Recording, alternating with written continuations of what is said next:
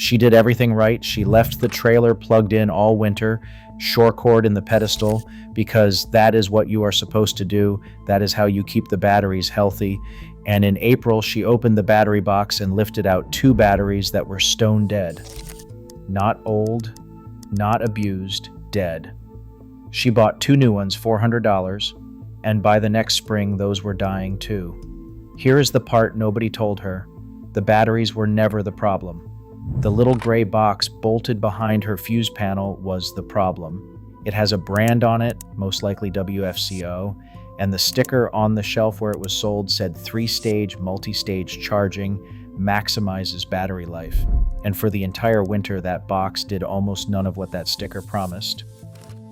It parked her batteries at 13.6 volts and left them there month after month, slowly starving them of the one thing they actually needed. That one thing has a name, and it is the whole reason this video exists. It is a stage your converter is probably skipping right now if you have ever replaced batteries that were not that old, or bought an expensive lithium bank that never seems to reach 100% no matter how long you leave it plugged in. Stay with me, because the fix is not a new battery. In a minute, you will see 5 converters that actually do the job, and the cheapest one on the list does something the most expensive box that shipped in your rig never did. One of them costs less than a single one of those batteries you keep throwing away. The prices you will hear are what I found in August 2026, and they move. So treat them as the shape of the market, not a quote. So let us start with how a category this important ended up sold as an afterthought. When your trailer was built, nobody on that line was thinking about your batteries in year 5. They were thinking about cost per unit. So almost every mainstream rig for the last 2 decades left the factory with a WFCO power center, a combined fuse panel and converter, because it was cheap, it was compact, and it was good enough to run the lights and top off one flooded battery that discharged slowly overnight. WFCO sits under a distributor called Artera. For a single lead acid battery and a weekend of use, that box was genuinely fine. To see why it is not fine anymore, you have to go back a little further. The oldest RV converters were single stage. They pushed one steady voltage, around 13.6, and that was it. They kept the lights on, and they slowly cooked whatever battery you hooked up because they never backed off. Then the industry moved to switch mode, multi-stage designs, and 2 names built their reputation there decades ago: Progressive Dynamics out of Michigan and Iota out of Arizona. Ask anyone who was upgrading RV power 15 years ago, and those are the 2 boxes they were putting in.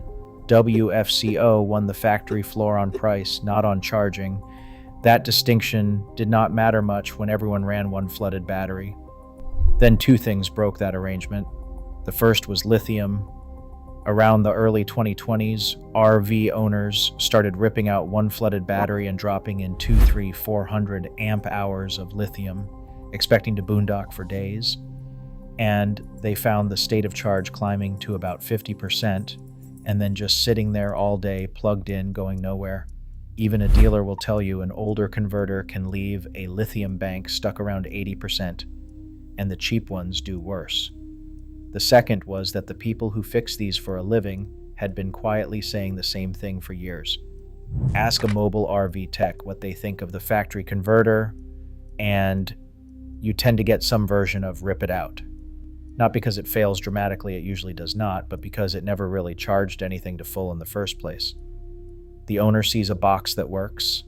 The tech sees the graveyard of batteries that box created. And this is where the buyer and the trade split. The listing says multi-stage. The forums, thread after dated thread, say the same thing in different words. It gets stuck at 13.6 volts and rarely changes stages. To understand why that sentence is so damning, you need to understand what a charging stage actually is. That is next, because every comparison after this depends on it. A proper battery charge happens in stages. First, bulk. The charger dumps as much current as it safely can while the voltage climbs. Then, and this is the one that matters, absorption. The charger holds a high voltage roughly 14.4 to 14.6 volts, and keeps holding it while the current tapers down, because this is the stage where the battery actually fills the last 20 or 30%. Skip it or cut it short, and the battery simply never gets full. Finally, float a gentle maintenance voltage around 13.2 to 13.6 that holds the pack without cooking it. Chemistry makes this sharper.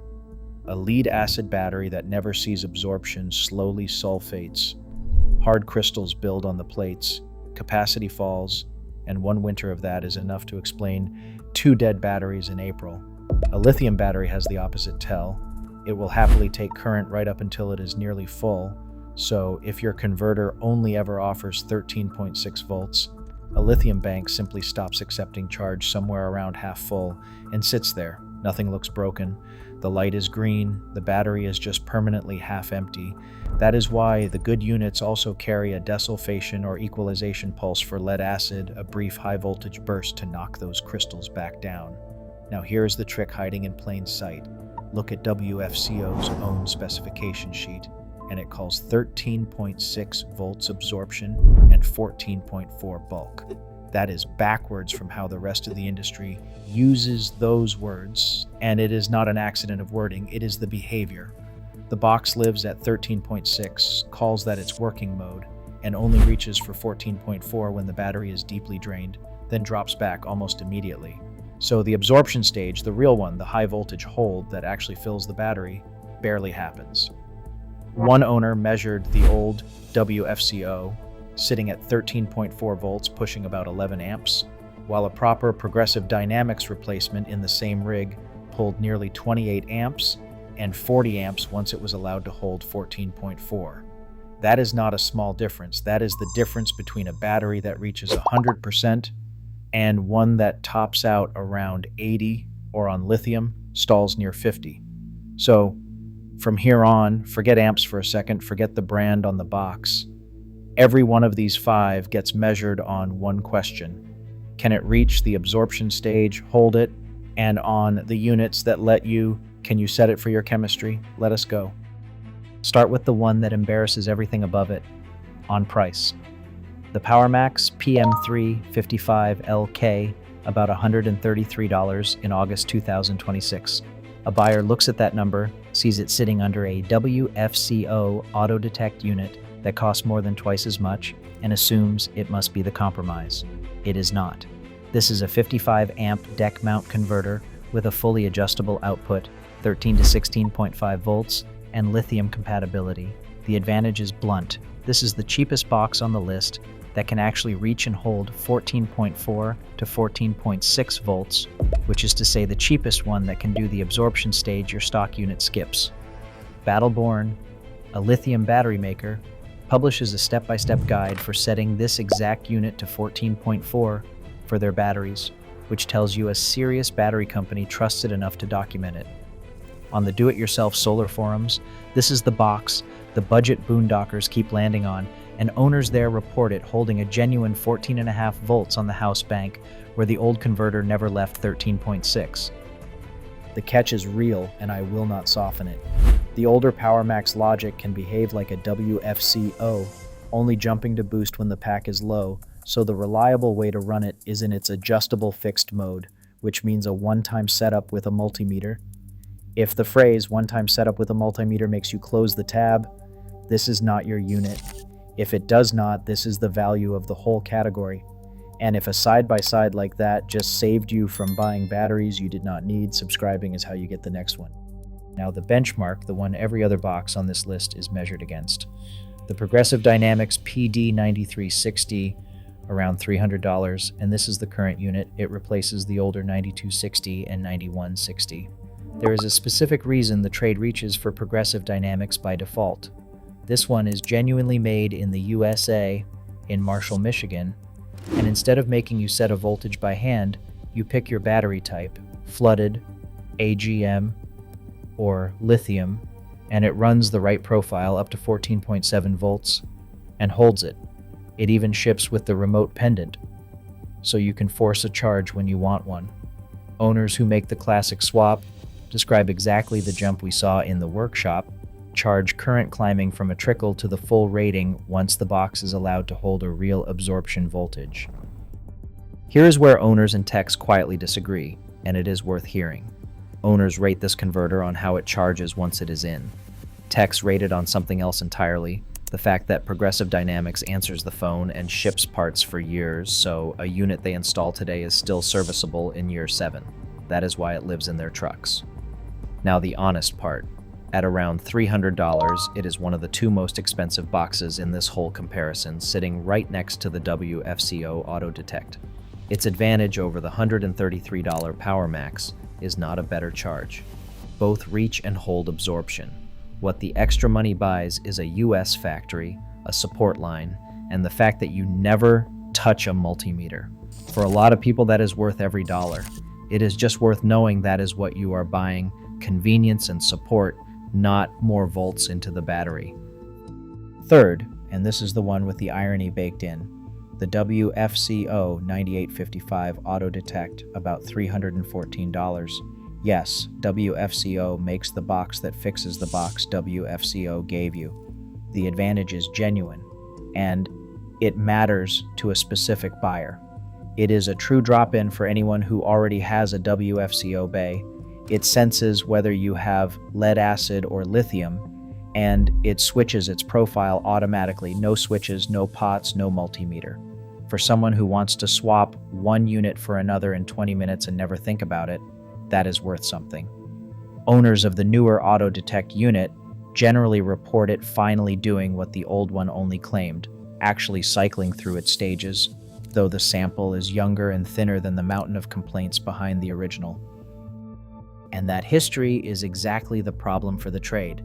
Some techs, burned by years of the old 8955, will still tell you to replace a failing WFCO with almost anything except another WFCO, and that hesitation is a data point, not a verdict.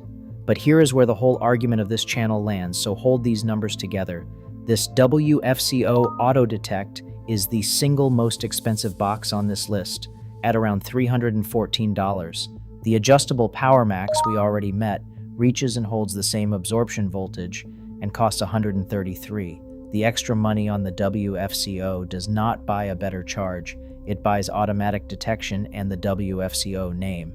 And unlike the Progressive, which at least backs its premium with a US factory and a long support record, the WFCO premium is mostly the badge from the brand whose old converter is the reason you are watching this. Which brings us to the 4th unit and the single most useful thing in this entire video. The Boondocker, sold by bestconverter.com, about $200. On the shelf, it looks like a different brand from the PowerMax in slot 1. It is not.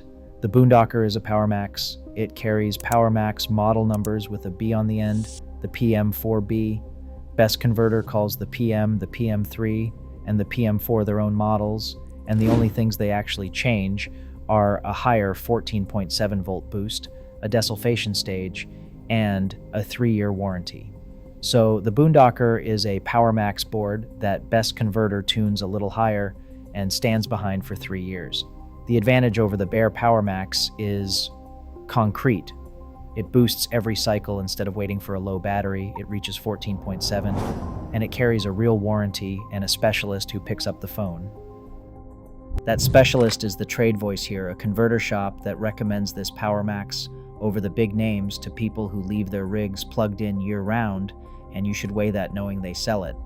Owners who took that advice tend to mention 2 things: the 3-year warranty that tipped them over an iota, and the fact that it is a genuinely simple pull and replace. Now look at the price gap. A bare PowerMax 55 amp is about $150.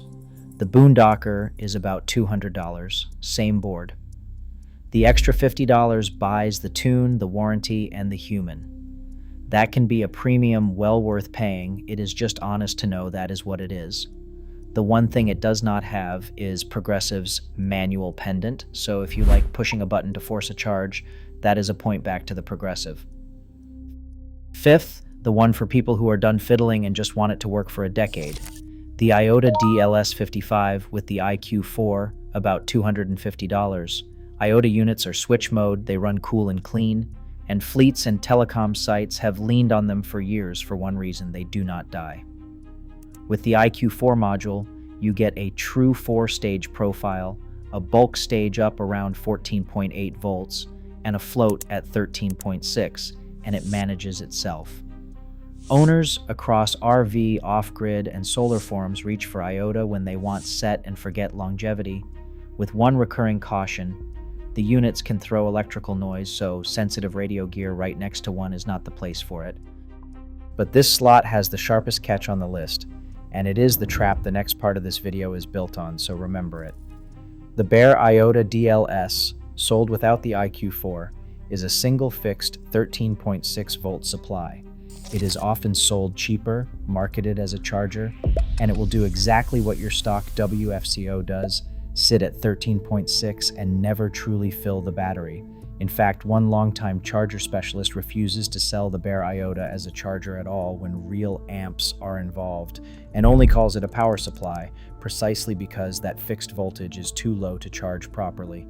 The smart charging lives in the IQ4, and you have to make sure it is there. 2 more honest notes. That 14.8 volt bulk is a touch high for some lithium, so check your battery's spec. And IOTA, long sold as American made, is now built in China to IOTA's specification, whatever the older listings still say. Put the 5 together and the pattern is impossible to miss. Reaching the absorption stage has almost nothing to do with price. A $133 PowerMax does it. A $314 WFCO does it. The stock box that came in your rig, the one that cost the manufacturer the least, does it worst of all, which raises the question that actually decides whether any of this works for you, and it is not on any spec sheet, because here is what even a careful buyer misses. The number that matters is not amps, and it is not the brand. It is whether the unit reaches and holds absorption for your chemistry, and whether it keeps doing it or quietly falls back to 13.6. And the trap is the one we just saw with IOTA, and it hides in the cheap listings too. A box sold as a converter or a charger that is really a fixed 13.6 volt supply with no smart stage at all. That is the same disease as the stock unit wearing a nicer badge. There is a second, quieter trap on the other end. Leave a converter that never reaches float running against lead acid all winter, and you slowly boil the water out of them, which is exactly how our owner's batteries died, while parking lithium at 13.6 forever just keeps it chronically low. Same box, 2 different ways to ruin a battery. And the trade verdict, once you strip out the brand loyalty, is not to buy the most expensive one. Techs pick the box that reliably hits absorption and that they can get parts for, which is why a US-made Progressive and $133 PowerMax both end up in their trucks, and the priciest auto detect box often does not. Factor in labor too, because a converter that takes a shop twice as long to fit is not the bargain it looked like on the shelf. A converter is not a commodity you can ignore behind the panel. It is the quiet decision about how many years your batteries are going to live, so go back to April and the 2 dead batteries. They were not worn out, they were never filled. Every night that trailer was plugged in, the little gray box held them at 13.6 volts and called it charging. And the absorption stage, the one that actually would have saved them, never ran. That is the whole story. Absorption was never a line on a spec sheet you could safely skip. It was the difference between batteries that last 5 years and batteries that last 2. You do not need to trust me, and you do not need to buy anything today to find out where you stand. Next time your rig is plugged into shore power, put a multimeter on your battery terminals and watch. If the voltage climbs past 14 volts and holds there for a while, your converter is doing its job.